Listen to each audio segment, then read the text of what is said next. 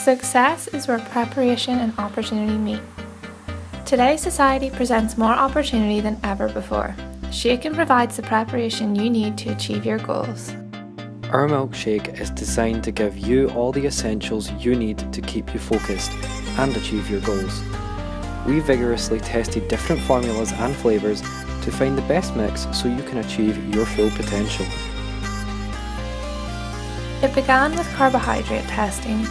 In this, we used our experimental formula and ran it through a few tests to identify if it had carbohydrate and if so, what kind. The first test for this was Mollusk's test. First, the formula was added to a test tube. Then, a few drops of alpha-naphtol were added to the tube. Carefully added next was 0.5 ml of sulfuric acid, which formed a layer under the solution. This then gave a result that it is a carbohydrate.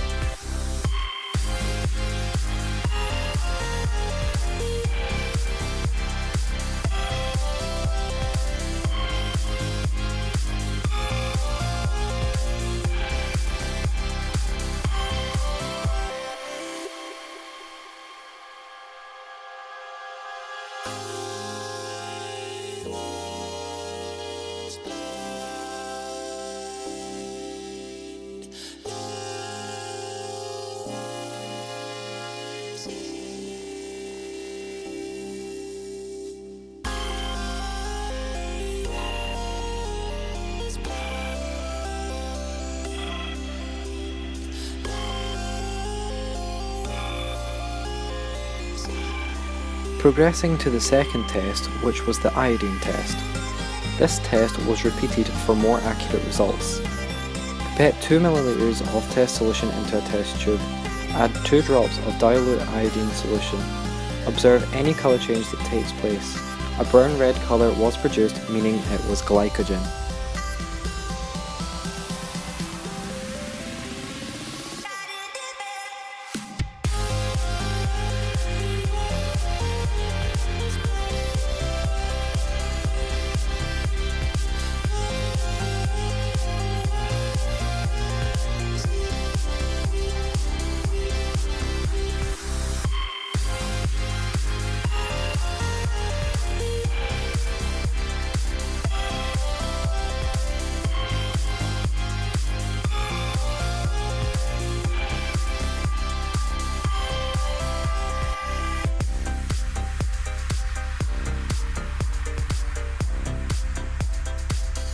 Next came the Benedict's test.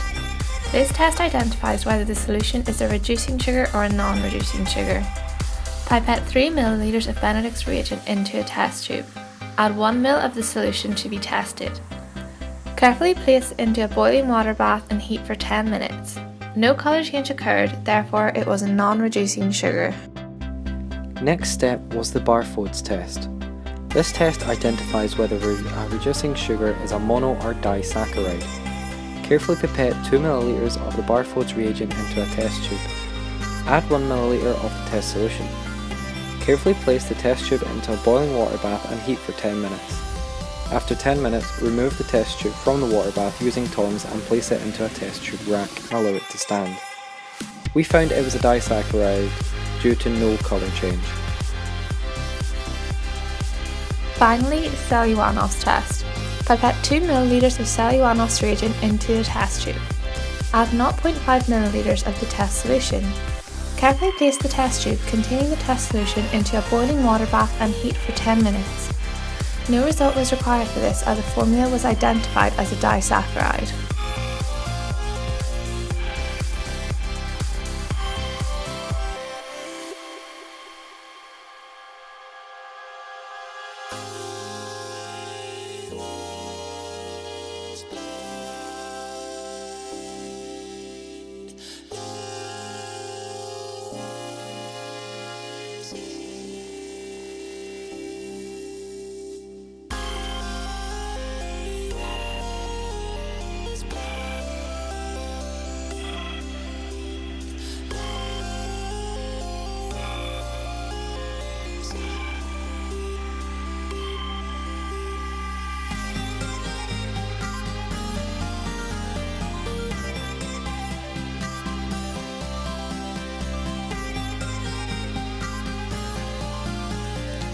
Next, we had to test the protein content of the formula.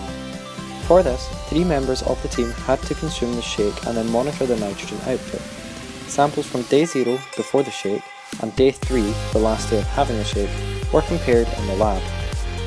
For this, samples had to be defrosted. This took a while, but whilst they were defrosting, the rest of the test was prepared. 12 cuvettes were collected, 4 per member who had given samples. Per person, 2 cuvettes were labelled S0, S01, S02 and S1, S11, S12.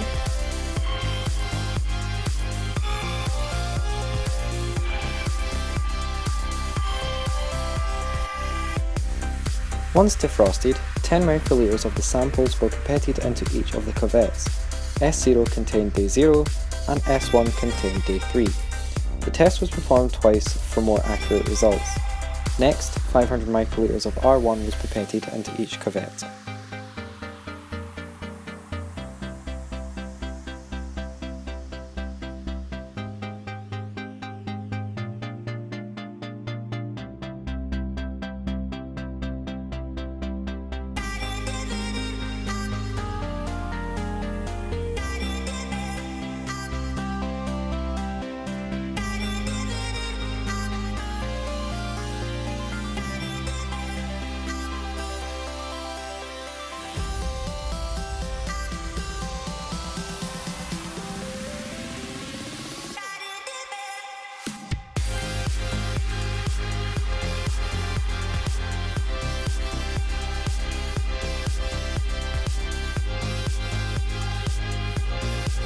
Then came a 10-minute wait whilst the cuvettes incubated. After this, they were transported to the Randox and results were recorded. This allowed us to see the protein content of the shake by comparing the day 0 and day 3 data. The results from this test suggested that a positive nitrogen balance is caused by the shake, with all 3 members who took part in the test all consuming more protein than they're outputting. This means the milkshake can be used for muscle growth. After getting the formula ready, we needed to find a good flavour. The whole team got together and tried 5 different potential flavours for the formula. Each flavour was given a score and then ranked in order of preference. This test found that chocolate was the most popular, whilst the vegan flavour was the least popular. After getting the formula and flavour ready, we needed to test the microbial concentration of the shake. To do this, we made a standard serving of the shake. We then took 10 ml of the shake and added it to the 90 ml buffer solution and shook for 1 minute. 9 ml of the 70 ml buffer solution was added to 3 universal tubes. Then a serial dilution was performed until a 1 in 10,000 dilution occurred, and each tube was labelled with the dilution factor.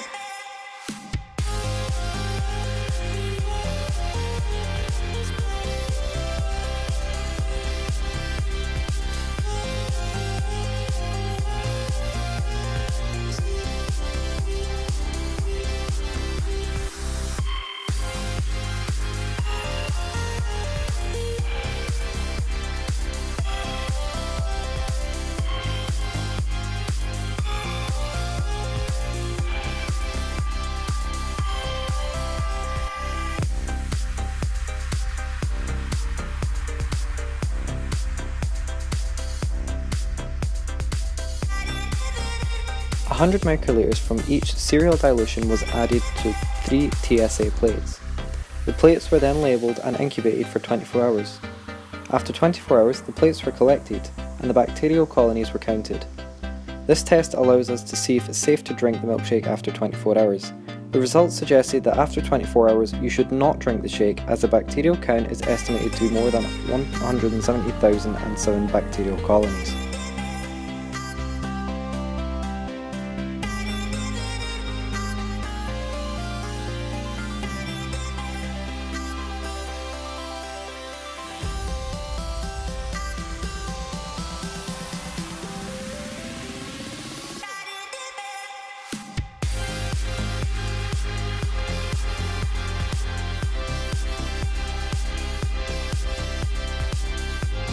So there you have it, how our fantastic new product was created and can now be enjoyed by everyone.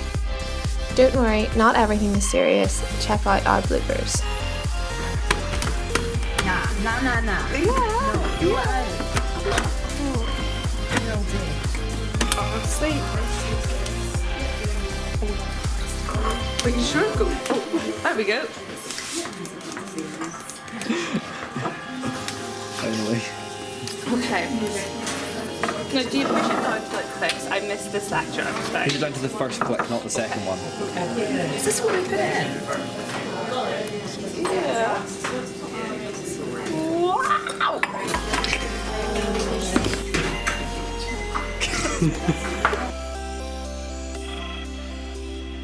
Smile, Hazel. No.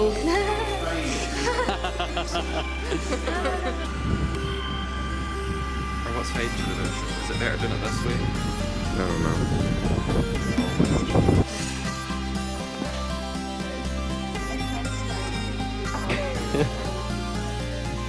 Look at it. It's majestic. That's gonna look really good.